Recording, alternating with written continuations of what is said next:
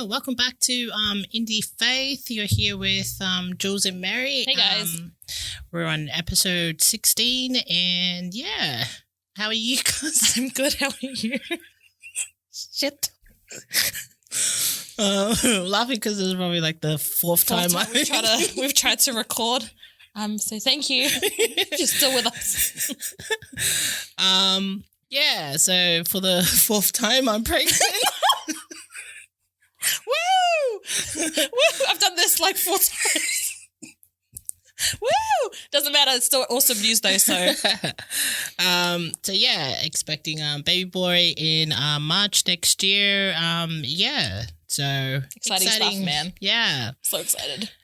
So usually we put a poll out to like on Instagram or Facebook, and we ask people for topic ideas, what they would like us to discuss in future episodes.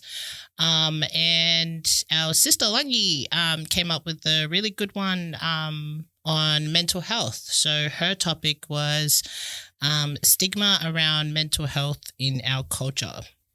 And to be honest, we recorded this one before, but because it's like so close to our hearts, and we didn't feel it. Yeah, and we didn't feel like we did it justice. Yeah. So we just wanted to make sure we're doing that now.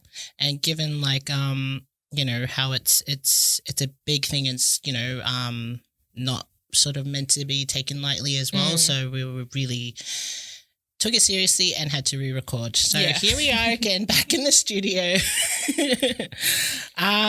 Okay, so yeah, stigma around mental health in our culture. We have a lot of those.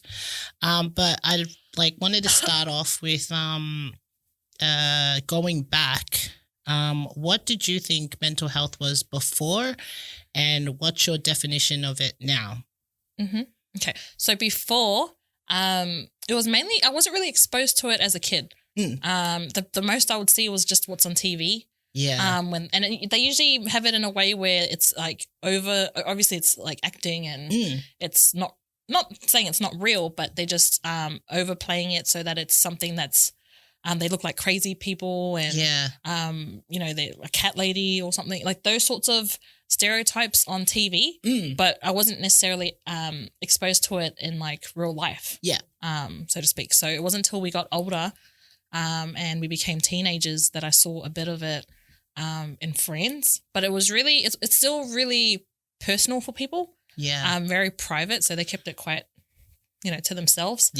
And then loved ones who went through their own sort of experiences with mental illness. It wasn't until I went through it myself that I was like, oh, it's actually something serious. Because now I'm like, whenever someone tells me they have mental illness, it's not something to joke about. Obviously, like, know your audience, like read the crowd. If they want to talk to themselves a bit, like talk about it, then that's when I'd be like, but it wasn't until I got older that I realized it's something that's really huge in all of society, not just Pacific Islanders. I think with Pacific Islanders, because we're just funny people and we joke around, and there's so much of that no one thinks that our people go through this. But yes, it's something now that I realize it's something serious that we just need to make sure that we're talking about and teaching our kids about. So that's so true. I was definitely the same as you. Like when I was a kid, I thought it was people that weren't like that couldn't function intellectually. I like as in like say extreme cases of autism, or like people would say like they're not like there sort of thing. And because when I was little in school, how they used to call they used to refer to kids or adults with disabilities, they labeled them mental. So for me, when this whole thing about mental health came up, and it, like to me straight away it was like mental. And I was like, that's not what I have. Like that's for crazy people sort of thing. That's honestly how I looked at what mental health was. And then it wasn't until I got older. Sorry. When I got older, I realized it's it's not even close to that. It's something we all have. We all have mental health, just like body health. And it's health and well-being of, you know, the mind, and it's functioned by our emotions and our behaviors. So the same as when we have sicknesses in our body, like say flu, infections, cancers, our minds also have illnesses. And that's like, you know, depression, anxiety, post-traumatic disorder, schizophrenia, bipolar. There's heaps of them, and I didn't know that. Like I thought they were all separate. I didn't know that they were all under sort of the mental same health category. Yeah.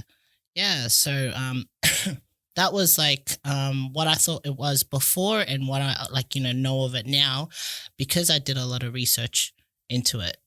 But I thought that like starting off with this question might help, you know, those who are still not familiar with mental health. Yeah. It doesn't mean that you're crazy. You know, it's more the well-being and, you know, the health of your mind. So it's for everyone. Everyone has it. So I wanted to sort of bring some attention to that, on how we sort of define what mental health is. So my next question is pretty going into our own experiences, but have you experienced any mental illness? I'm so sorry, I keep coughing. No, you're all right. Sorry, guys, I'm sorry. But yeah, so you know, as a kid, I think it's when I became a teenager. So my dad left us when we were quite young. So that it affected me quite a bit. Yeah. That I became a very different kid. I was a very happy, bubbly, outgoing, loving kid. And then I turned into this real angry bitch. I'm just going to say it. Because I was. I reckon I really was. My siblings will probably say it nicely. But yeah, so I was just a really angry kid. I didn't know what was happening. Because you're already going through like puberty, and you're already going through your own stuff, that it affected me even more so when that happened. Yeah. So yeah, it was mainly just feeling really down, angry, hated like the world, hated life. Yeah. Just mad. I wasn't even communicating with like my cousins and my siblings or my mum. I just didn't want anyone to really talk to me. Didn't want to talk to anyone.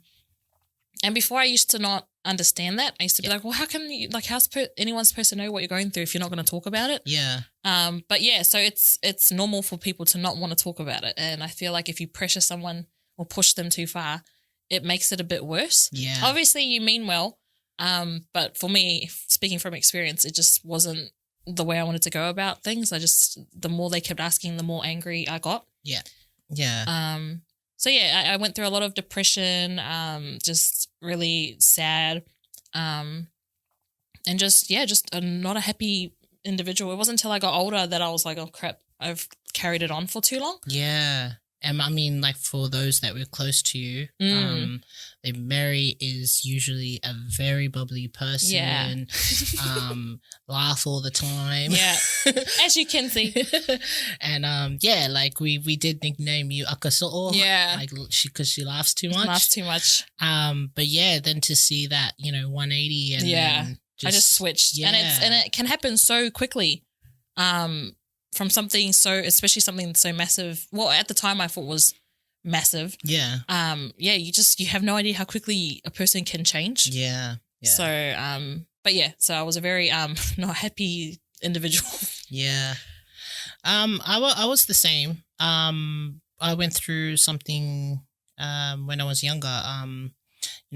Growing up in a violent environment, and we were surrounded by alcohol. Yeah.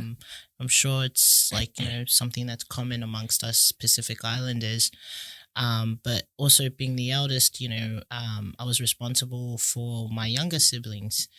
And so the pressure of everything that was happening around me, plus, having to look after these kids that are not even mine. Yeah.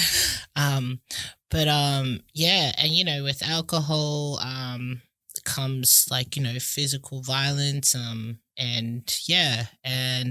it was just, it's something that, it's scary, very scary for a younger, for kids. And as much as we always sort of dismiss that, they're just kids, they'll get over it.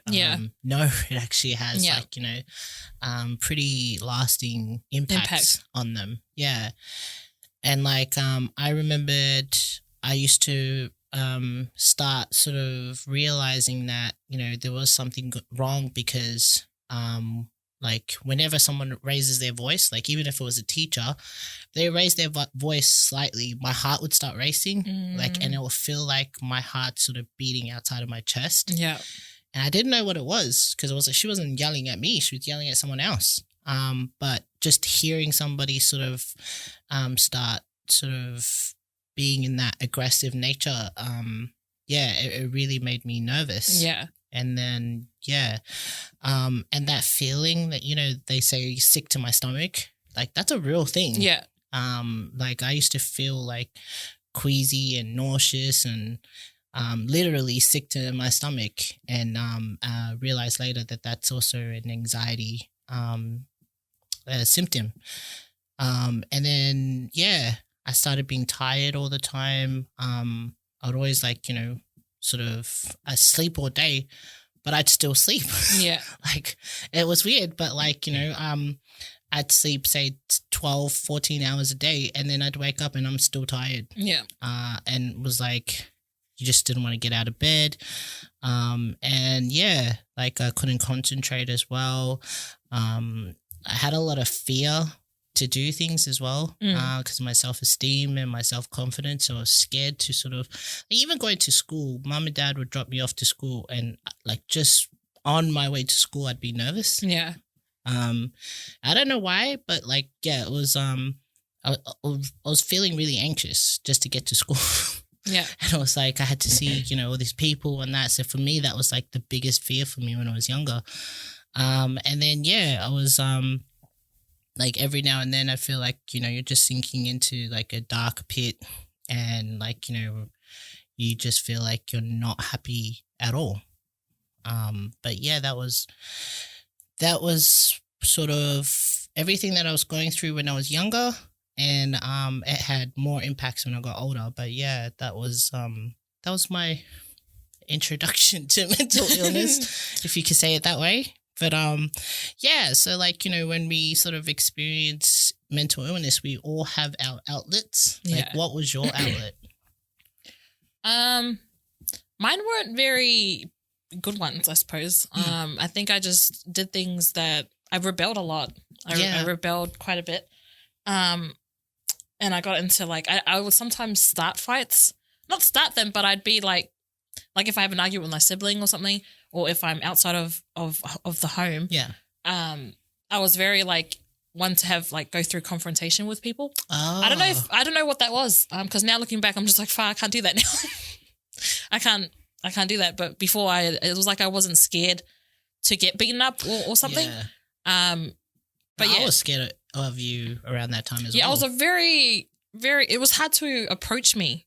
Even like family members, like it was like, my poor siblings and my poor mum trying to approach me sometimes. I was just so angry.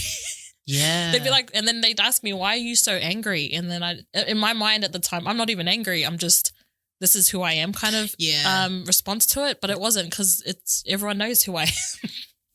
Especially those who are nearest and dearest to you. But I just had this real chip on my shoulder. I was very just like doing things that I knew I wasn't supposed to be doing. Even though I was still trying to like help the family, but outside I was just screaming for like, I don't know, just attention, I suppose. Yeah. So I did things like going out, staying out, not talking to like anyone. Yeah. Like anyone important, if that makes sense. So family and stuff, I wasn't really talking to them about it. I was just doing things that felt good to me at the time. Yeah. Did you do a lot of things out of anger? Yeah. Did a lot of stuff out of anger. Yeah. Even with jobs, like I started to just not give a crap. Different jobs, I wouldn't go in. I didn't care if I got in trouble, or like she knows my attendance before.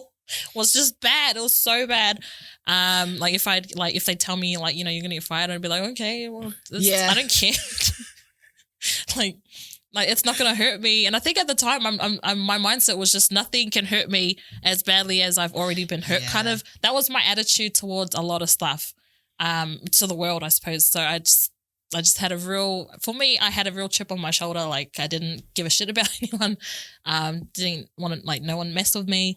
But yeah, it was just a lot of different things, like, you know, that's out of character. That I did. That was sort of my outlet. I guess that was my outlet, just not being who I knew I was, if that makes sense. I became this completely different. Yeah. The complete opposite of who I am is what I did as an outlet. Yeah. And and I'm older than you. Yeah. And I remember how you were like very aggressive and used to get into a lot of fights. Like I was scared of you because I knew if I pushed you, you'll beat my ass. I feel so bad. She could beat my ass. I don't want to. I didn't want to, I swear. I just think I was a weepy, I suppose. I don't know. No, but yeah. You... Like we did see a lot of the anger side and but you were also tough. Like that was the side of you that I've never seen. Like I knew that you were like, you know, tough, but actually, you know, like say like I would get scared to be in a fight. That makes me feel so sad because I'm like scaring my family. I'm like, I'm sorry. No, it wasn't like I was terrified, but I knew that if there was a time when we get into a fight, I'd get my ass beat. Like that. Thank God we'll never ever have to like test that theory. But I remember you were like No, I wasn't a nice person. I feel bad now, but I was not a nice person, especially like my poor siblings and like my mom. Just not. I think you're a lot harder though on yourself because I didn't see you as often before. But when I did, you were like still like you still had that bit of bubbliness about you. Yeah, but it was really minimal. Yeah, like it was like this anger had just taken over me, and I wouldn't let anything else get in. Yeah. But did you have any outlets? Yeah, I think I had a lot of outlets. But see, I feel like you were creative. That's why. Nah, well, remember, so what was big back then was, remember emos? Yeah. Yeah. So I went into a little emo phase, whatever you call it, but I withdrew a lot. I was already introverted, but now it's just it was it sucked because we were again super close. We are still super close, but when you became even more introverted and you just weren't interacting with anyone. I wasn't interacting with my siblings as well. Like I'd only come out on like, you know, when I needed to, but I wasn't even, I'd like as soon as I get home from school, lock myself in my room. And I did that for a while, and like everyone didn't know what the hell, like what was going on behind the closed doors. Yeah. But I used to like, cover everything. So there was no light coming through into my room. So everything was pitch black. And then I was also into heavy metal at the time. Yeah. So that's all I'd blast in my room. Yeah. She's the reason I was exposed to, Bullets for My Valentine. Creed. Creed's actually like pretty soft, but but like all this sort of genre I wouldn't even consider listening to like at the time. I actually got into it because I'm like, hey, this is actually quite good. Yeah, I went through a goth phase as well. I was pretty bad with my black eyeliners. Oh man! But I'm not gonna lie, there was the point I was scared. Like she said, she was scared of me. I was scared because she had skulls and heavy metal music. Black used to wear a lot of black. Yeah, a lot of black. But she looked nice, beautiful. You know. No, I didn't. But like not to our parents and our grandparents. They're just like, you know. Yeah. Especially because it's not something that they're used to either. Especially with the type of songs that I was listening to as well. Like I knew that my family were not into it, especially like, you know, mom and dad, like they don't like that kind of music. They think it's like devil or like, you know, family, they think it's devil music. But I didn't see it as like I'm worshiping the devil in the dark or something. But that's how they saw it, But yeah, that's how they saw it. But for me, that was my outlet because like the music that I was listening to sort of it sort of expressed how I was feeling inside. Like I was feeling angry and the kind of music that I was listening to, it was that kind of like sort of thrash metal and all that. So it's sort of like with the instruments kind of expressed how I was feeling at the time that I couldn't express myself. Yeah. So yeah, I used to like I'd listen to that, and plus like because I was in total darkness, I used to create my own little world. Like if I didn't know that, yeah, I used to just stay out of her room. Like I'll depending on the day, like I'll knock on the door, and if I could tell you weren't in the mood, I'd be like, okay, bye. Close the door. Yeah, so like I would create my own little world in there, and I never told anyone that. Yeah, I've never. Like, this is the first time I'm hearing of this. Yeah, was it like a imaginary world? Yep. But like a Dungeons and Dragons type of thing, or like a Lord of the Rings type? It was just like me. It was like I was picturing myself as being like, someone, I don't know, beautiful. Other than yourself? Yeah. But you are, okay, yeah. Like someone that's like, sort of everyone loved, and yeah, it was kind of like that. And, I just sort of imagined a world where everybody sort of like, liked me, or sort of like, I don't know, not worship, but like I was famous kind of thing. Yeah. Like it was just somewhere where I was likable. Yeah. Because I didn't feel like I was likable in real life. Okay. And so I'd like create all these bloody scenarios, and that's where like I just got so sunk into it, because whenever I come home, that's what I look forward to enter my own world. Yeah. Like a world that like, I sort of love being in rather than what we were. You were currently in. Okay. And then like that was one. The other one was comfort eating. So I did that a lot as well. I used to, and it wasn't just eating anything, it was snacking. Like I snacked a lot, ate a lot of like sugary stuff, but it was like sometimes I'm full and but I'd still eat. Yeah. And like that's a real thing. Like comfort eating. Yeah. So like I don't eat till I'm full. I eat till I'm satisfied. Like I feel like I'm sort of done. Like, cause sometimes like I could eat something and I don't realize how much I'm eating because my mind's somewhere else. And then like, so I used to do that a lot.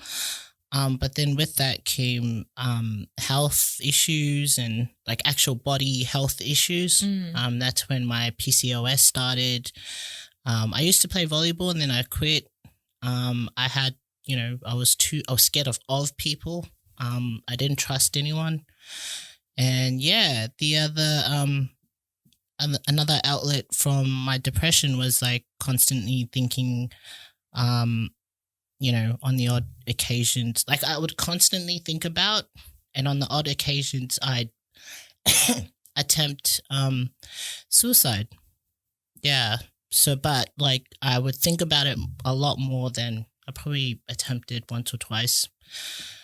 But yeah, so the only person that knew about that at the time was my brother. And I remember he told me, he goes, if something happened to you, who's going to look after us? I remember being the eldest, so I was responsible for my siblings. So I remember that. That was one of the things that snapped me out of it. Was my little brother sort of saying like, hey, like, if that's what you're going to do, who's going to be there for us? Yeah. And then, and then I started thinking about like, what if it was the other way around? And like, one of my siblings wanted to or tried to commit suicide. Well, what would happen if, they committed suicide? Yeah. And that was that's heavy, man. Yeah. That was when I had to really sort of think about like the consequences on those that love me. Yeah. Because to me, like I don't know about other people, but for me, when I was in that situation, all I thought about and all I focused on was myself. I didn't think about anybody else. And at the time, my solution, like for me, I saw it as a solution to everything that was happening, like, around me. Yeah. I thought, well, if I committed suicide, that might stop them from doing what they keep doing. That might stop them from drinking, because they've seen like, like How much it affects someone. yeah. And like say like, you know, Once We're Warriors. Yeah. Yeah. Like Grace's story where she commits suicide, and then, you know, the mom sort of opened her eyes, and then she changes sort of thing. But the dad didn't. But yeah, like for me, I was like, oh, well, maybe that might happen if I do it. But I didn't even think about my siblings until my brother said that to me. And then it was really, I think what really sort of sunk in was that, you know, someone else, like, I am loved. Yeah. Like someone does notice how important you are in life. Yeah. And because I wasn't feeling loved at all, it was a shock that, you know, he said he needed me. Yeah. So, so that's, that was what got me out of that. Yeah. Well. Whew. Yeah. Okay. So it is a heavy topic though. Like, you know, we got to talk about it. No one really wants to talk about it, and it's really uncomfortable to talk about, but it's just, yeah. Yeah. It's not easy. Yeah. Like when you do talk about things, like, you know, I can understand when people don't want to talk about it. I don't talk about it at all. Unless, like, you know, it's needed to. Yeah. Sort of thing. But yeah, that's my story anyway. Did you ever try to talk about your feelings to anyone? Not really. I think at the time, because you're right, we're just so focused on ourselves and our pain and our suffering and what we're going through that we don't want to communicate with anyone else. Yeah. And I think you just, in your mind, you think, well, if I do communicate, what difference is that going to make to how I'm feeling anyway? Yeah. So I didn't really talk to anyone. I expressed a lot of how angry I was in my actions. But it wasn't until I got older, and I got pregnant, and then my partner just he kept encouraging me to see someone, because as much as I know I'm loved, I know I have a real anger issue. Like, it's not as how do I say it? I don't demonstrate it as much as I used to, but I know still within it's still there. It sort of lingers. Yeah. Well, at the time it did. It was still there. So that when I fell pregnant, I was panicking already about being a mum, but I was also going through my own mental stuff.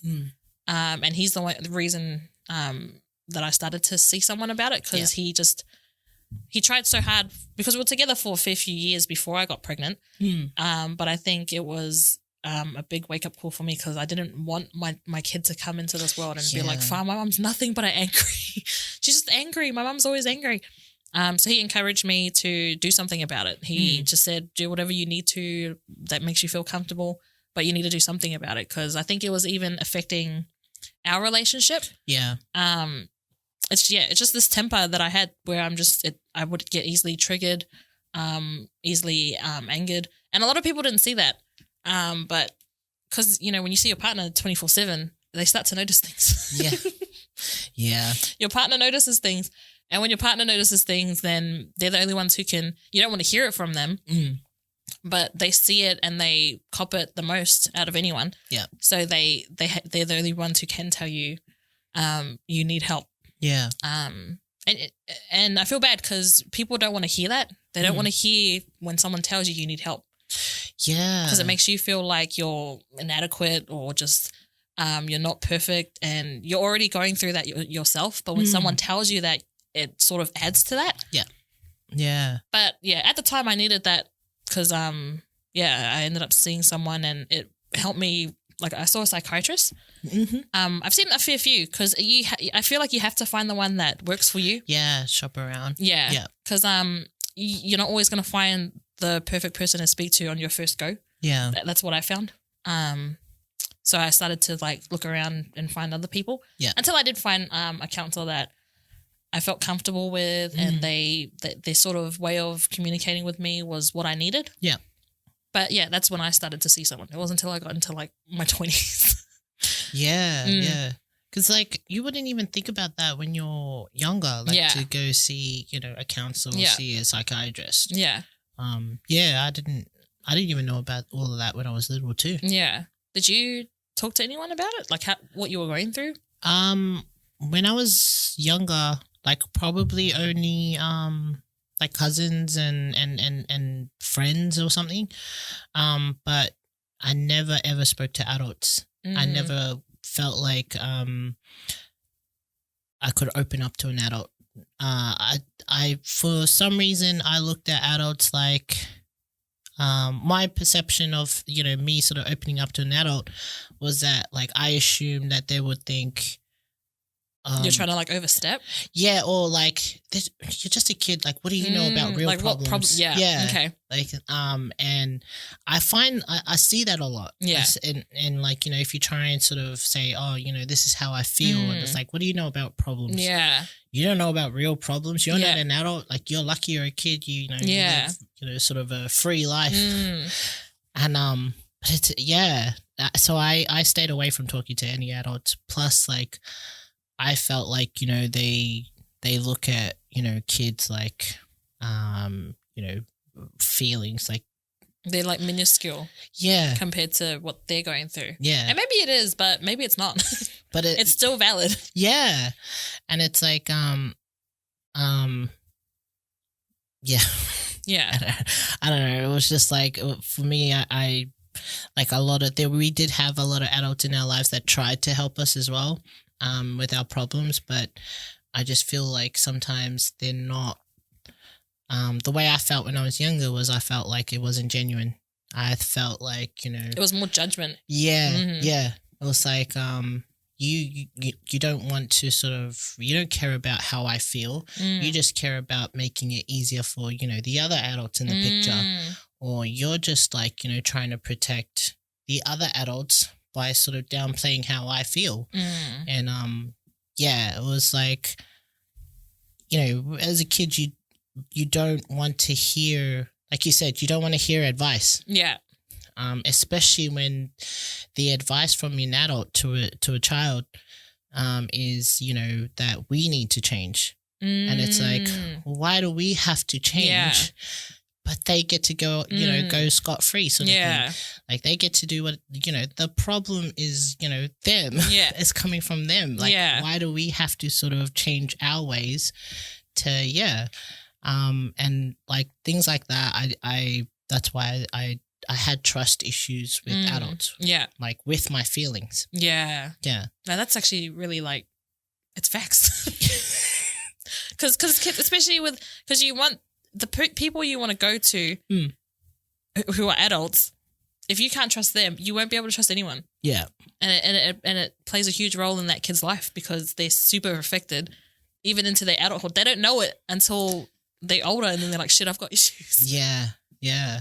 And I'll tell you, like, there was one time my dad called me and my brother into the room. Oh, my parents actually, they called us into the room, and then they said, you know, they asked us how we feel about, you know, things going on. And then we thought it was like, because of the way they approached us, we thought it was a safe environment that we could tell them how we really felt. And then we opened up, man, it was like, it did a 180. Like, we got screamed at, threatened, we got told off. And it was like, how dare you, you know, sort of feel that way. Like, I'm your parent, and, you know, you sort of like, you know, I support you. I do this for you. I do that for you. Like, who are you to tell me, you know, what I can't do? And like, to us, it was like, you asked us to be open and honest. I think that's why with us as well, like, we'd have so many meetings and none of us would talk. Yeah. And then, like, I felt bad because adults are asking you, why aren't you talking? Why aren't you opening up? And the reason is because I think in our minds, we're just like, why? What for? Why should we say something when it's going to get dismissed anyway. Yeah. Or it's going to be twisted or turned around to be like, okay, this sounds like a you problem. Yeah. And the reason all the shit's happening is because of you. Yeah. So yeah. it's, yeah, 100%. Yeah. And that's how we felt, because we actually opened up this that time. And then to get that sort of reaction, we never opened up again. Yeah. Like, that was it. It was shut down for us. Like, anytime any adult tried to ask us how we felt or blah, blah, blah, we were like, yeah, we're fine. Yeah, we're fine. That was it. I was like, I was like, do you have anything to say? Yeah, nope. I was like, it was like, open up, like, talk. Yeah. No, thank you. Yeah. And like, that's what happens, because like, you know, I find that sometimes adults, when they're looking at kids, or this is my experience when I was a kid anyway, but my experience with adults is that they don't want to know about how you feel. They just want to change the way you react. Or like, you know, or make you change your perception of how you feel. Yeah. Or your perception of them. Mm-hmm. Yeah. Yeah. So it's like they can feel less guilty to do what they were doing, sort of thing. Or like, you know, we did get, you know, there were people that were genuine and really wanted to help. But it's like, again, you know, like, we don't want advice. And we feel like you're only there to fix the problem, but you're not there every other time. Like, I think it was also because it was very one-sided. Yeah, yeah. You only get the one side that you want to know, and then, but you don't really want to know what the kid's going through. Yeah, yeah. And again, it's back to kids don't know anything. Yeah. Yeah. Kids should just be grateful for what they have. And I'm not saying that they're not. Like, you know, kids aren't, you know, ungrateful. It's that it's hard to communicate one's emotions to people who don't want to or aren't ready to hear it. Yeah. Especially when the advice is to fix ourselves. And that, like, obviously kids, like, especially teenagers, you know, like you said, going through puberty and everything, like, we're already starting to see like flaws in ourselves and all that. We're already insecure, but then to say to fix yourself and like, that, like, it really diminishes our emotions. Yeah. And also like how they just brush it off. Yeah. Yeah. And I guess it's I don't know. It's a hard place to be in, because now that I'm an adult and I have my own kid, like, what happens and affects her in my home, I feel like a lot of it's got to do with what I put into it. Yeah. And I want her to be able to come to me and tell me if I'm doing something that she's not happy with. I want her to be able to, like, I know I'm not going to want to hear it, because I'll be like, shit, I think I'm doing a pretty okay job. Yeah. But if she tells me like it is, I'm not going to just dismiss it. Yeah. Like, at least she's coming to me to tell me, because you're right. What if she does come to tell me and then I brush it off or I reject it or whatever, and then she doesn't come back to me? Yeah. And then I don't know that she's going through her own thing behind closed doors, and I'm just going about my day thinking everything's all right when I've just made matters worse. Yeah. And sometimes you don't know as well. Like, you know, they could just, that one time when you were actually super busy that time and they came up and tried to reach out to you and you just dismissed them. Yeah. Like, you don't know that one time that you've rejected them, that's it. Like, you know, that's it for them. And that's a scary thing. But yeah, I like, being on the other end, you know, feeling that rejection, like, especially at a young age, you don't trust. It's like, it's connected to your trust issues. So then after that, you don't feel like it just adds to that. Yeah. To that list of why I can't trust adults. Yeah. Yeah. And like, teenagers especially are already rebelling against adults. And like, that's another, like you said, another add-on. But on the flip side, like, you know, I'm not just going to sit here and shit on my parents and stuff, but sometimes we don't realize that they also have mental health issues. Yep. And theirs has been untreated for how many years, that they've sort of grown up with all the stigma that, you know, mental health is, you know, just being crazy. Yeah. Or, I mean, mental illness is crazy. Yeah. Or mental illness is for Palangis only. Yeah. Yeah. And, like, you know, our parents never ever sort of were exposed to that. Like, we're lucky we're actually sort of waking up to it. Yeah. And we're... there's so many resources out there that we can access and everything, as opposed to what they went through. Yeah. Whereas, our parents didn't have anything. They like, you know, and most of them probably only had the one outlet, which was alcohol. Yeah. And, you know, being as like, you know, I've sort of grown up in a, you know, environment with alcohol. That could have been our parents' outlet for their issues. Yeah. So it's just cascaded down. Yeah. And you know, it sort of, to me, now that I'm older, I'm sort of realizing, well, you know, I've got to choose. If I have a issue with my mental health, I've got to choose what outlet is more, you know, beneficial to my family. Yeah. Because I've already been on the end of an outlet that someone's chosen. That's not a positive. Yeah. Okay. But yeah, like now that I'm older, I have a better bond with my parents. Yeah. And it's because, like, you know, I would address, like, me and my mom, we would talk about mental health issues a lot. So we've opened that that's good. That door. Yeah. To communicate. It's really good that you've broken that barrier that was once there. Yeah. Yeah. Because like I said, like, mom, she grew up a certain way. And like with me, with my journey of figuring out my own sort of mental health issues, I wanted to break that barrier between me and mum. And because I know mum very, like, you know, she buries all of her feelings. So, which I find a lot of island parents do. Yeah. Yeah. Because they have to be tough for their kids, or they can't show emotions because they have to teach their kids to be tough. That's such a stigma though. Yeah. Like, islanders, we can't show emotions. Yeah. Yeah. Like, it's weak. Like, yeah. And that's how mum is. She buries her feelings in that. Yeah. So now I've sort of, in a way, broken that, you know, that wall down where me and mum can now communicate about these sort of things. And so now, because I've broken that barrier, I'm now sort of understanding why, you know, what my mum has been going through. Like, mum opened up, and, you know, there's so much things in her past that I had no idea about. Yeah. And to me, it's like, you know, it breaks my heart because no one was there for her. Yeah. So we can't always just, you know, point the finger and just blame them. Yeah. Because they went through their own issues as well. Yeah. And because we're sort of now aware of mental health issues, we know how to find the right outlets. We know how to handle it. We know who to go to help for. They didn't have that. Yeah. So to them, it was like there was no way they could figure out, you know, how to bury those. Their outlet was more anything that could numb that. Yeah. So, that was a eye opener for me.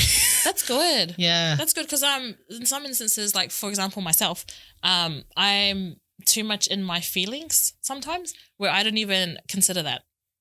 I think because in my mind, it's like, well, you know, the child was suffering, but you don't ever think, oh, the parent must have been going, like, they must have been affected first. Yeah. That's why they're the way that they are. Because, and I think in my mind, it's always like, well, the kid is a kid. They're the ones going through shit. Like, you know, you're an adult. You should be able to. But that's a terrible way of thinking. Now that, like, you're opening my eyes to see that's not always the answer to it. Okay. Yeah. I didn't look at it that way. Like, for me, what opened my eyes was Brody. As soon as I became a mother, the way I want Brody to look at me, I'm sort of like, well, how come I don't look at, you know, my, like, oh no, sorry. I want Brody to look at me as somebody that's, you know, like, you know, strong-minded and blah, blah, blah. And then so, like, I also look at the gap between me and mum. Yeah. And what do me and Brody have that's different to me and mum? That's so good. And so, like, you know, wherever those gaps are, I'm like that's where, like, it's like you're implementing that into your mum and your relationship. That's so good. Yeah. So that's so good. Oh, thank you. Yeah. It's done a lot of good for me and Mom. Yeah. We're close as ever. Yeah. We're like best friends. Yeah. Yeah. But yeah, and it helps. Like, it makes me feel good that, like, even though it's one step at a time. Yeah. But she's made so much progress. Yeah. That's awesome. I think that's like that's a huge help for other kids and their parents. Yeah. Like, that's a huge help. But I can't, like, to be honest, the only reason why I came to that is because I had to fix myself. For me to change any outlook I have on anyone else, I had to change myself first. Yeah. So, like, I went through a period where, like, I had to focus solely on just me and getting my mind right so that, I can help anyone else. Yeah. Because there's no point trying to help someone and you're like kind of, you've got demons in you that you haven't addressed either. Yeah. That's true. Yeah. When did you sort of get to a point where you've seeked, like, that help that pushed you to overcome your depression? Well, I saw how I spoke about seeing the psychiatrist before, like, while I was pregnant. Yeah. I swear to God, it was legit as soon as I gave birth. Oh, okay. So the second I gave birth, she's on top of me. She crapped on me first, but whatever. But not honest, it was the second they put her on me and I just looked at her and I'm like, this is what I needed. And, like, at the time, I was not ready to be a mum. But then she came when I didn't realize I needed her the most. Wow. So it was one of those rude awakenings for me because I don't know, I'm not always the most religious, but I think at that time I was just like, there is a God. Yeah. Because she came when I needed her the most. And no one, yeah. It was really because I was crying. I was the most emotional pregnant person ever. She knows I was crying about yogurt, frozen yogurt. So I was already really emotional. And then seeking help, my in-laws were amazing. My family were, amazing too, trying to help. But it wasn't until I went to psychiatrist. And even though I was going to see a psychiatrist while I was pregnant, I think it was good. It was a good sort of introduction into fixing myself. Yep. But I swear it wasn't until I gave birth and I saw my baby that I was like, cliche as, but it's true. As soon as I saw her, I was like, okay, this is what I needed. Yeah. to turn my life around because I was still still pretty angry, but it's I think it just went away.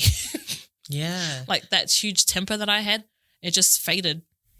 Is it because, like, I don't know, I just thought about this now, and it's probably the way I've sort of looked at my relationship with Brody as well. But it's like you sort of, now you've got somebody responsible that you're responsible for. Yeah. And it's like it's taken that, everything is about me. Yeah. Now everything is about my baby. Yeah. But it was also, even though it is all about your kid now, you can't be the best mum you can be if you haven't fixed your own mental stuff. Yeah, that's how true. I saw it for me. If I can't be the best mum, then I'm not being the best mum for her. So it was a huge push for me because I'm not going to say I'm perfect now because I'm not. Like, my partner will tell you. My short fuse sometimes gets the better of me. But it's nowhere near as bad as it was because, like Jules will tell you, I'm not scary anymore. Jeez, I didn't make you out like you're like a monster. True. But I'm not as I'm easily approachable now. Like if someone wants to, like, I used to get really angry even with people just talking to me. My tone would be already angry. Yeah. Whereas now I'm like, I'll have a conversation. And it used to really bother me when it wouldn't end the way I wanted it to end. Yeah. But I'm learning a lot now that if the outcome isn't what I wanted, then that's just life. Yeah. But before it used to really affect me. Like if it wasn't something that was my way, I was just, I was just really angry about it and just, I would let it fester. Mm. Wow. I didn't know that. Like that was like, I've never heard you say that before. That baby came right when you needed her. Yeah. Like, especially for your own mental health. Yeah. Because I knew I was already going through it pregnant, but then, it wasn't until I pushed her out and I was like, oh, crap. Legit crap. But yeah. I remember when I was when people did sort of at the rare times notice that I was going through a phase, I was always told to go see a counsellor. I was always told, you get told to pray to God and God will take care of your problems. And also like at that time, sometimes you're just waiting for that, that light at the end of the tunnel. Yeah. And but I would sit there and do nothing because like for me, it's like, well, God has a plan. Yeah. This is just how it's meant to be. I'm meant to struggle, but then something's going to come out of it. Yeah. And that light at the end of the tunnel, I'll get there, but I didn't realize you have to start walking towards that end of the tunnel, towards that light. Oh, that's so deep. Preach it, Cass. But because sometimes I just sit when nothing happened and I was just getting like sinking further and further into like unhappiness. It's like, what, why is no one helping me? Yeah. Like, why is God sort of letting this happen? And I'm just like, getting more and more depressed every day. But yeah, and then I don't know what it was. I think it was like maybe a quote that I came across or something, but it was like just something sort of made me realize that, you got to walk too, mate. Yeah. Yeah. God has a plan, but he ain't going to push you there. Yeah. Like, you got to do some walking. Yeah. So like, that really opened my eyes to that, starting to really think about how to get out of that pit. Yeah. And then, so like, but back then with the counsellor thing, I still thought it was for crazy people. Like when people said to go see a psychiatrist, I wasn't open to it because I was like, I'm fine. Yeah. Like, what do I need to go see a psychiatrist for? Like, I'm healthy. Like, there's nothing wrong with me. But it was like that denial phase that, because like, to be honest, the effort of going to see a psychiatrist, some people are just scared, like, it's not the laziness, but it's more the fear that you have to get up and take that step to do something new. Yeah. Because you're already so comfortable in this little sort of bubble. This dark bubble that you've built for yourself. And, just to like put your foot out of that bubble, it's like, it's scary. Yeah. It would be really daunting as though. Yeah. Yeah. And I think that's a lot of, like, I see it with, a lot of people around us that they're so scared of sort of breaking out of that because I don't know. It's just I think it's just coming out of their comfort zone. Yeah. 100%. Like, like you try and help them, you try and give them advice, but like for them, just taking that, first step is it's already scary for them. Yeah. And that's how I felt too. And that's why I would avoid the conversation of going to see a psychiatrist or seeing a counselor, because for me it means that means I have to get up, I have to get dressed, I have to go out, people are going to see me. Yeah, I have to like expose my life to the stranger. Yeah, and then I have to go to this office where this person I've never met before, I open my soul out to them. Yeah, like what the hell? I don't know this person, I don't trust this person, sort of thing. But it wasn't till I think Rob. Like I was with Rob at the time later, and then Rob was going through issues and he went to go see a psychiatrist, and then he came back like this different person. So I was like, what the hell? Like, he went in there with he had panic attacks. Yeah. Because he suffers from anxiety. And like what I was seeing before, how he couldn't get out of bed and we were fighting a lot and he just wasn't motivated. And I thought I was making him unhappy. Like I wasn't fulfilling my role as a partner and as a mother, that he was just miserable all the time. But then when he went to see a psychiatrist, he came back a different person, and he actually said that, the root cause, like they got down to the root cause of it. It was to do nothing, like it had nothing to do with like me or it was his past. Yeah. And he didn't know, like he didn't know at the time, But yeah, when it started opening up for him, then he was like, yeah, oh shit. Yeah. Like, you know, that's what caused it. Mm. And so seeing that and like, you know, just how he was, that's when I sort of like, maybe I will give this thing a go. And then, yeah. And then I went to go see one. And like for me, I still like, you know, when you're still like sort of got your wall up. Yeah. You're like holding back. Yeah. So I walked in and, yeah. And like for me, it was like, it was really awkward. But the more, once she started getting me going, because at first you have that uncomfortable, you know, sort of intro. Yeah. Hi, how are you? Yeah, good, thanks. Can you fill out these forms? Like, so intimate. Yeah. But then after that, she turned around and she said, okay, what's going on? And that, like, to me, that was like too much of a broad question because I was like, can you like break it down? Yeah. Like, can you help me out? But then like she didn't say anything. She just sat there. And then I had to think about something. And then so I thought about the most recent issue. So when that came out and she was just nodding, and then I was like, okay, like then the more I talked about the most recent stuff that I was, you know, going through, then for some reason, then it started just unraveling itself. Like, and then I started unloading everything onto her. And I started off talking about what I was going through now, as somehow, I don't know how, but it led to what happened to me in the past. Yeah. And then she was able to pretty much, in that 1 hour session, she knew my whole life. Yeah. Because it was just like, once you open that can of worms, like you just can't stop. Yeah. And it was like, for me, it was like such a good feeling to just talk about somebody that you don't know.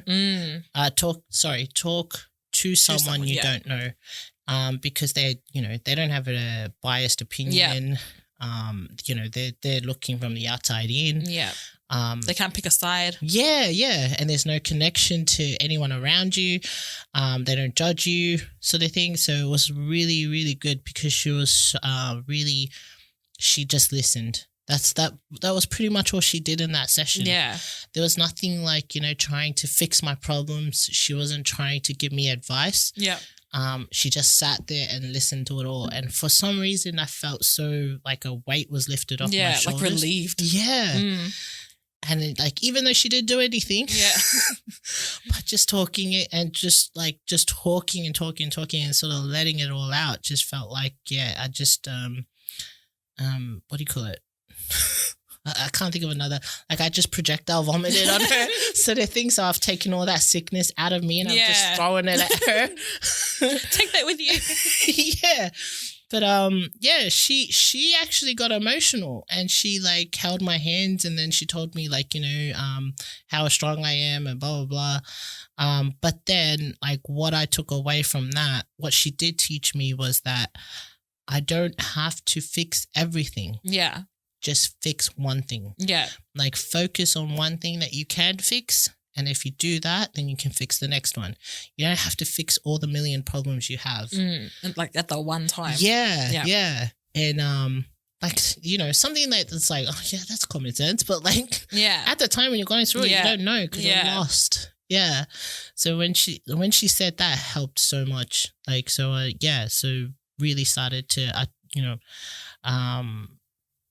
I went home, you know, processed it and, you know, sort of reflected on everything. And then I started making changes because it was like, if I don't make changes right then and there, I'm going to go back to being, you know, sort of lazy. Yeah. Yeah. And you have though, like since then you've done like a complete like turnaround. Yeah, we went to Tony Robbins. Yeah, as well. Yeah, that was really good. I really liked that. I know. I was super jealous because I didn't think anything of it until you sent me like pictures and videos, and I'm like, oh my gosh, I should have went. Yeah. It was so expensive, but because it was freaking expensive. So do it. But it was worth it. Yeah, like, every cent was worth it. Yeah, but that's the main thing. Because me and Rob I used to watch a lot of motivational videos because that was part of my journey with my mental issues. So every morning I would watch a motivational video, and then where Rob he started doing the same thing, and then he introduced me to Tony Robbins, like his videos. Yeah. man, and then like straight away, I don't know if it was like meant to be, but there was a YouTube ad that Tony Robbins coming to Australia, and then I messaged Rob and was like, Tony Robbins is coming to Australia, and he was like, book it now. I was like, with what money? But yeah, well, it was worth it. It was really worth it. Like, we did the firewalk and everything. That was really cool. That's good. Like, those are different, like, things that people can do. We're not trying to preach to people and tell you have to go see a psychiatrist or you have to go get help now. Like, we don't want people to take that from this video.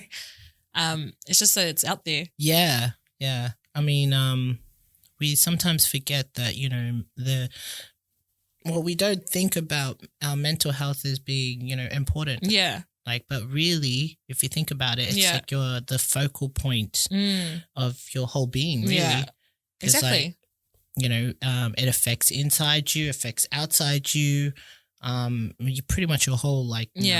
And I know it's really hard, especially for island kids, because you have to worry about everyone else. Yeah. And your parents and your siblings and, your loved ones, everyone. But yeah, take the time to work on you. Not work on you, but remember you're important as well. Yeah. Yeah. This is another question that I was wondering as well around the whole stigma with mental health, but what are the differences between men and women, like especially in our culture, in talking about mental health or just feelings in general? And what are the stigmas for each that hold us back?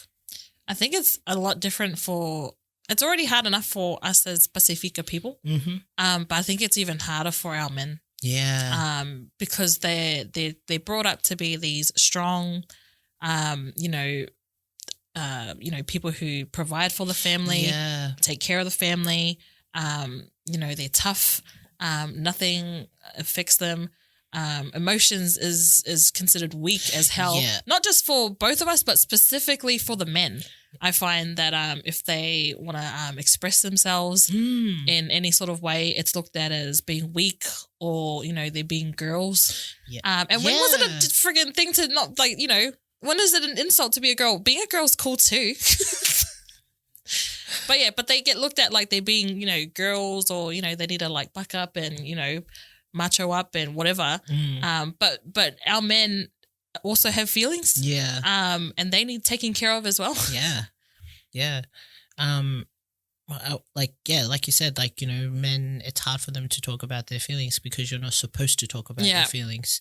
And they have to have this sort of warrior mentality, they have to feel like they're manly or macho. I think that, also you see within the men, whatever they're going through internally, they're also choosing outlets that are very sort of that have negative impacts on everyone. Well, manly. So sports. Yeah. What else? Okay, that's not negative. Sorry.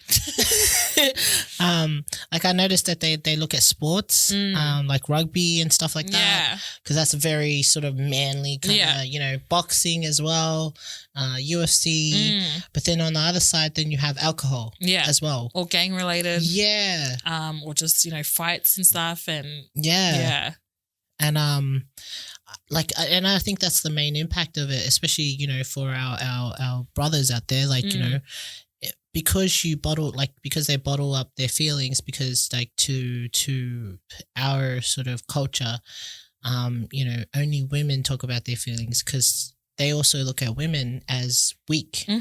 So but because they bottle it up, that's why probably a lot of, our brothers are very aggressive as well. Sometimes they can express that aggression through something creative or something good. Yeah. But then, we see a lot that it's also very negative. Yeah. Domestic violence, sexual abuse. Yeah. Alcohol abuse, things like that. Substance abuse. Yeah. Gangs. Yeah. Yeah. And it's because of this, not inside them that, that there's just anger. Yeah. And that they're silently suffering. like us girls, we communicate to each other, I suppose, there's a higher percentage of women who seek help. Yeah. But there's a very low percentage of our men out there who think that they can seek help. But there's a higher percentage of men that commit suicide than there is women. Yeah. Yeah. But yeah, like I noticed that with our Pacific Islanders as well. So like we all, like even us women as well, like we also have to have that mentality of being tough, of being strong. Like being strong means you don't talk about your feelings or something, or you get over it. Just get over it. Yeah. And the other one is like the stigma of us being emotional beings. Yeah. Like you're overthinking it. You're being paranoid. Yeah. And then, we're being dramatic. We're bitching. Yeah. Yeah. Yeah. So if a guy does that, they looked at it like they're doing everything a woman would do. Yeah. Yeah. And, like for us, that's how we express our feelings, is talking about it. But yeah, like, just talking about your feelings and stuff like that will, they looked at as weak.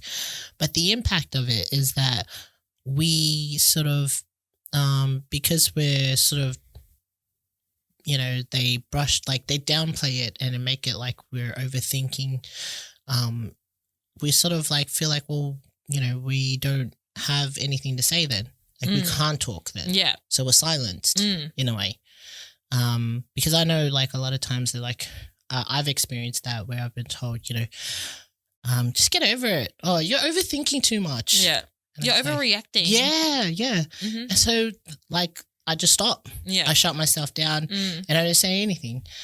But the other thing is we also become very submissive from that. That's an impact of us, sort of being silenced is that we become submissive and then we just serve. That's it. Like that's supposed to be our role. Yeah. Sorry. I don't know. I thought you were going to say something after that and you went, yeah, and I'm like, crap. I was going to say something.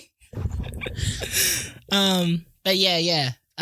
Like why I wanted to ask that question is because there is a big difference between Pasefika men and Pasefika women. What we have in common is that, we have to be warriors. Yeah. But like, for us to be too in our feelings, that's a bad thing. For them not to be in their feelings at all is also a bad thing. Yeah. So like, it's okay for, like, I think like, men should be able to be vulnerable as well. I find like as a Polynesian girl, I love when a man can express themselves. Yeah. Because it shows that they're confident within who they are. Yes. And they're comfortable with the type of person that they are, that they can share things with you. Yeah. Because when a guy cannot communicate with you, girls, like as a girl, it does not help.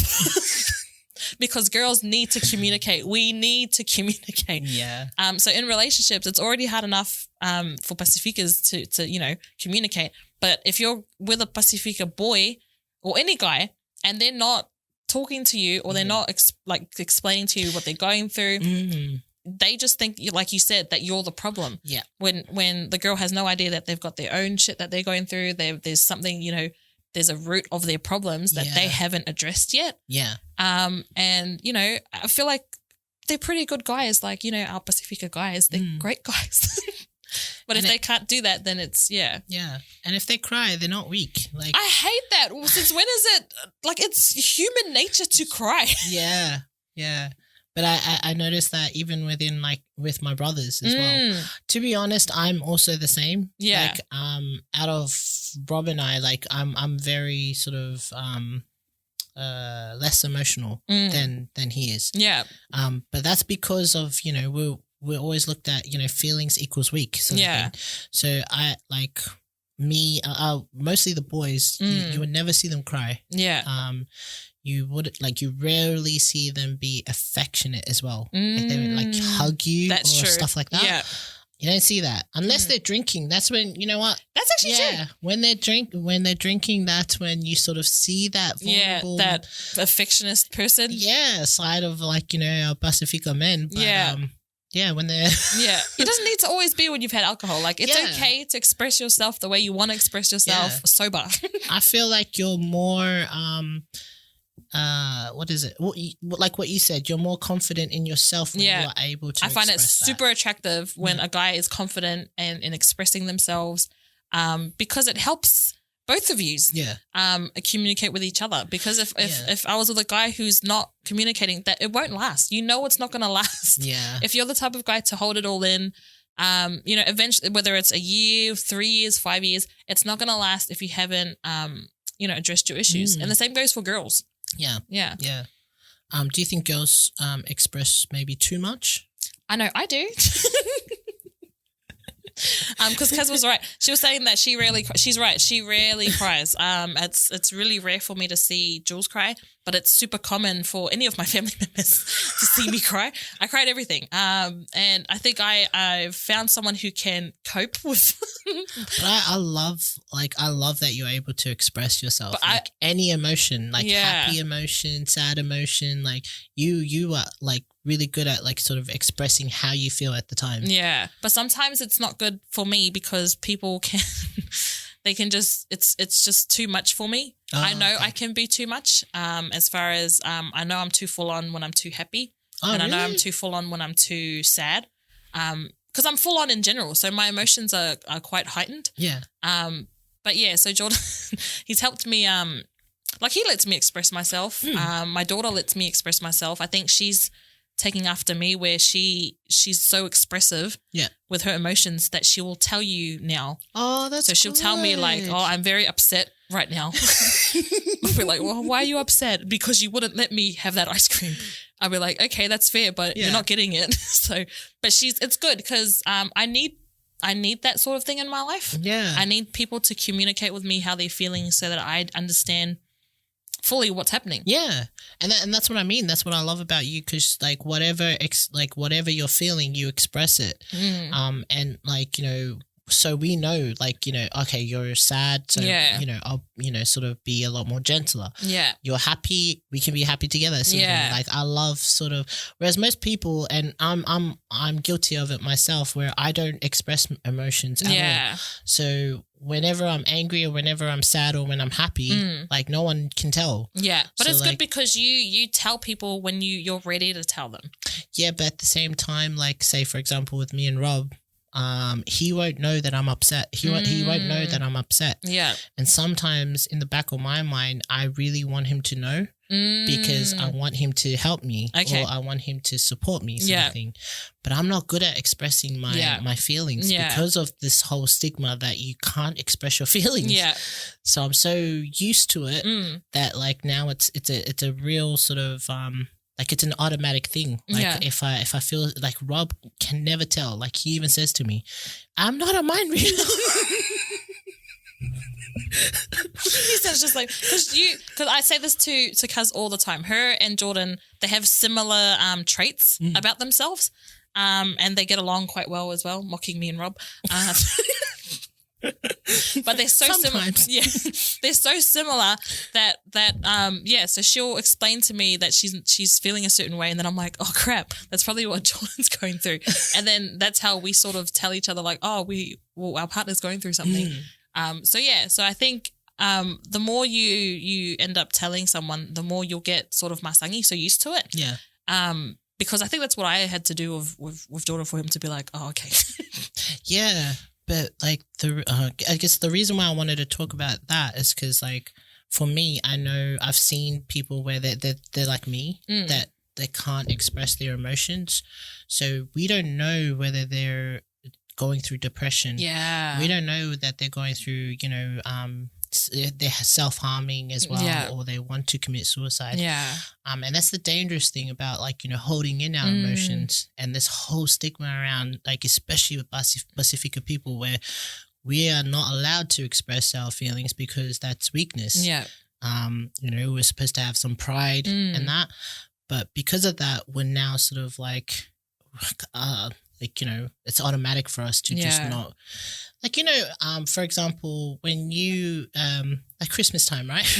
Or when you give someone a present and they, like, you give it to them and they have no reaction. Like, I find my family is like that too. Like, oh my gosh, you are. Yeah. Like you give a present and you're expected to say, oh, is it a, like, did they like it? Like, did oh they my not gosh. like it? Yeah, thank you. Like, okay, yeah. But for us, it's just like, oh, yeah, thanks. Like, and there's nothing. You can't read us. Okay. So it's like. I'm sure deep inside, because we're so used to family, then you'll know. But I get what you're saying then. Yeah. But, for the person that's given the gift, we're just like, we want to know, like, we want to see those expressions just so we know that, they're experiencing a certain emotion and we were we sort of had a play in that. Yeah.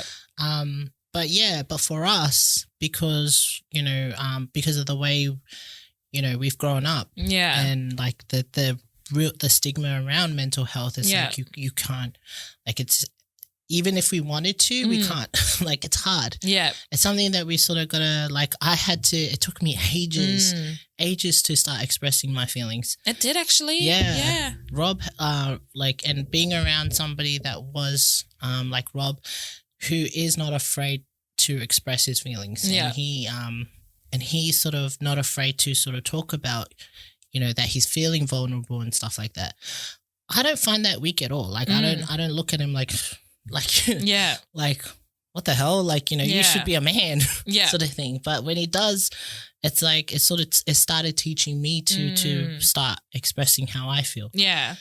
So like, so even like little things like presents, now I'm going to, like, practice just reacting to that, so that, like, I can start getting used to it and bring those feelings back where I've buried them so deep. Yeah.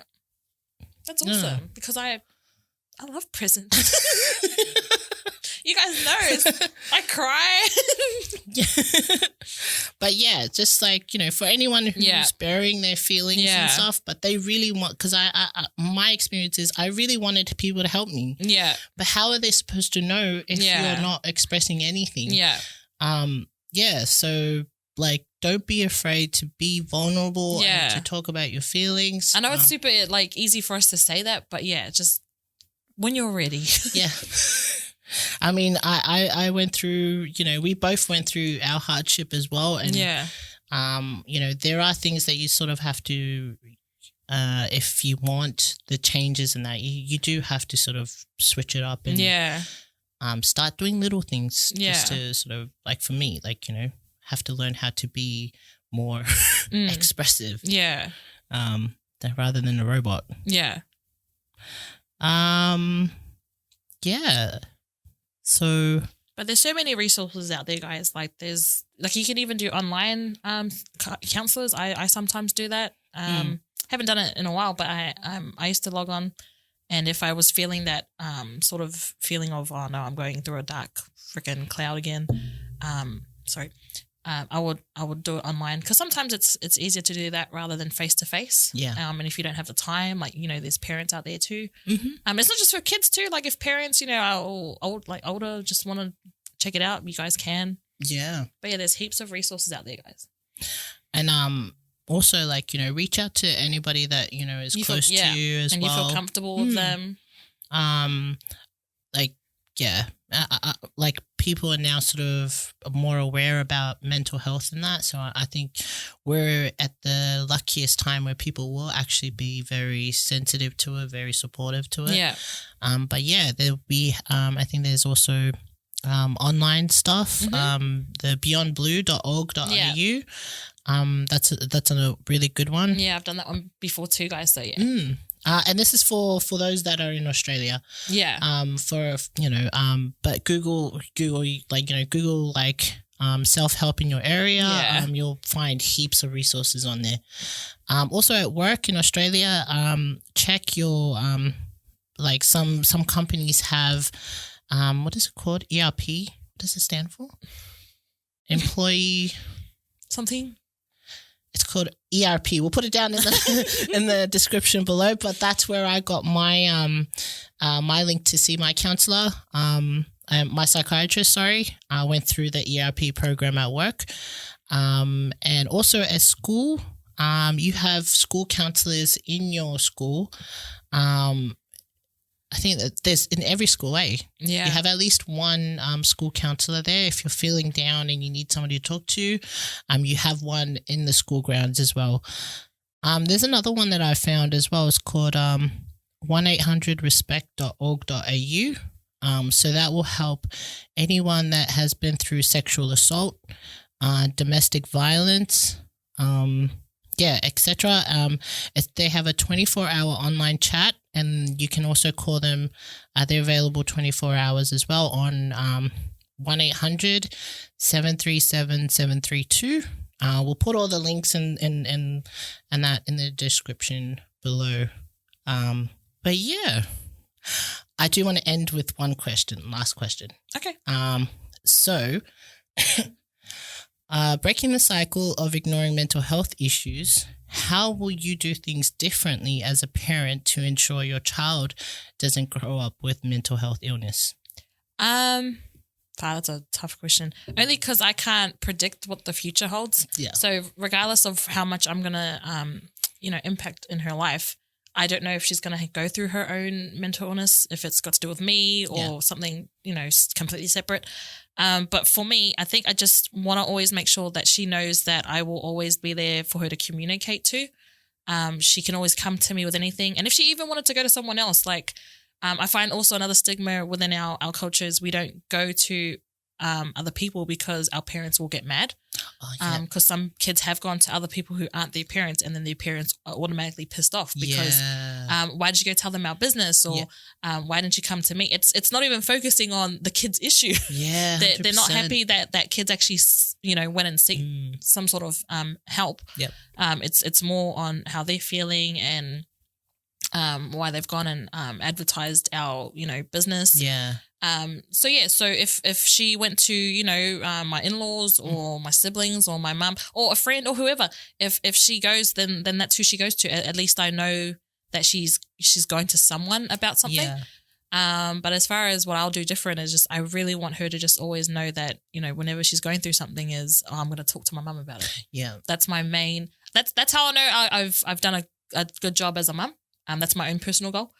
Is that she always knows that she can come to me for anything. Anything. That's really good. Thanks. For me, I would listen a lot more. I think listening goes a long way. Same within my relationship as well. But there's a quote that I saw that says, "Listen to understand, but not to respond." Yes, I do that. That helped me with my relationship, but I think that also applies. I mean, I know that also applies to us as parents as well. So if they have a problem, just listen. Listen, see where they're coming from. Don't try and go jump in and fix it for them. Just understand. Judge it Just understand it. Don't try and sort of get ready to tell them off. Be present. Actually be with them because you enjoy their company, but don't just be there when they have problems. I feel like listening and your presence just shows that there's infinite attention on them, and that's sometimes for kids that's all they want. They don't want material things. They don't want all of that. They just want the time with you and to know that you have their back. Especially now that we are parents, because it goes quick, man. Like our parents used to say that all the time when I was a kid, and I used to be like, what do you mean it's going so slow, man? I'm still 12 and no boobs. And I used to do, and my mum would always say, don't be so quick to grow up. And she was right, man. Like, kids grow up super quick. And they won't be in your lives forever. Like, they only get up to 18 sometimes, and they move out. So use it while you can. That's definitely what I'm gonna sort of take from this and do with my kids. I think that we've covered as much as we could now.